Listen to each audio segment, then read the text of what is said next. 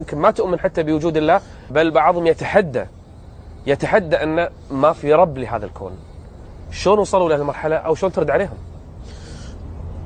أحقر مخلوق في حياة الإنسان البعوضة، وضعت تحت مجهر إلكتروني، فإذا في رأسها 100 عين، وفي فمها 48 سنا، الله. وفي صدرها قلوب ثلاثة، قلب مركزي وقلب لكل جناح، وفي كل قلب أذينان وبطينان ودسامان. تملك البعوضة جهازا لا تملكه الطائرات، تملك جهاز استقبال حراري، ترى الأشياء بالحرارة. حساسية هذا الجهاز 1/1000 من الدرجة المئوية. تملك جهاز تحليل دم، تملك جهاز تخدير، تملك جهاز تمييع. في بخرطومة 6 سكاكين، 4 سكاكين تحدث بها جرح مربع، وسكينان تلتئمان على شكل أنبوب لامتصاص الدم. وفي أرجلها مخالب ومحاجم. إن الله لا يستحي أن يضرب مثلا ما بعوضة. أحقر مخلوق بحياة الإنسان، كل هذا في البعوض، وزنه 1/1000 من الغرام. ما شاء الله.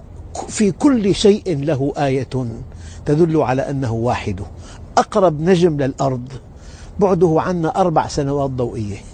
الضوء يقطع في الثانية الواحدة 300,000 كيلومتر، في الدقيقة ضرب 60، في الساعة ضرب 60، في اليوم ضرب 24، في السنة ضرب 365 ب4 سنوات. الابن الصغير بربع ساعة يعطيك كم هي المسافة بين الأرض وبين أقرب نجم ملتهب.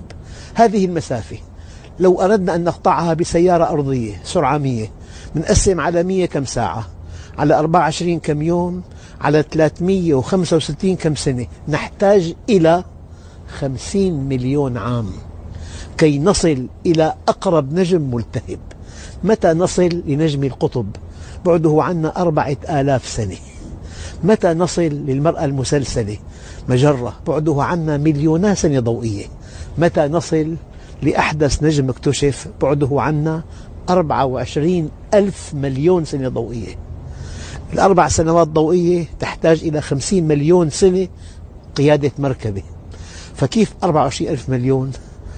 فلا أقسم بمواقع النجوم وإنه لقسم لو تعلمون عظيم. الله. الذي يريد أن يؤمن. وفي الأرض آيات للموقنين. في كل شيء له آية تدل على أنه واحد. انتقلنا من بعوضة، من أحقر مخلوق، إلى الكون. فلذلك وفي الأرض آيات للموقنين. إذا أردت الدنيا فعليك بالعلم، وإذا أردت الآخرة فعليك بالعلم، وإذا أردتهما معا فعليك بالعلم. والعلم لا يعطيك بعضه إلا إذا أعطيته كلك، فإذا أعطيته بعضك لم يعطيك شيئا.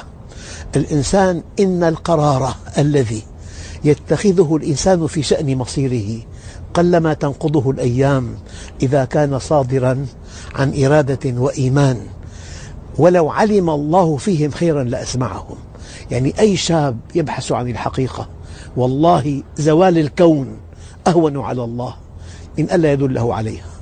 وطمئنوا الشباب. دكتور، أنا بسأل سؤال، هل هذا اللي يقول لك الآن ما في رب، أو في عنده مواقع في الإنترنت يسمونهم الملحدين العرب، نعم، والملحدين الخليجيين نعم، يفتخرون بهذا، داخله دكتور ما يؤمن بوجود الرب هو؟ اسمع لقوله تعالى: والله ربنا ما كنا بك مشركين. انظر كيف كذبوا على أنفسهم.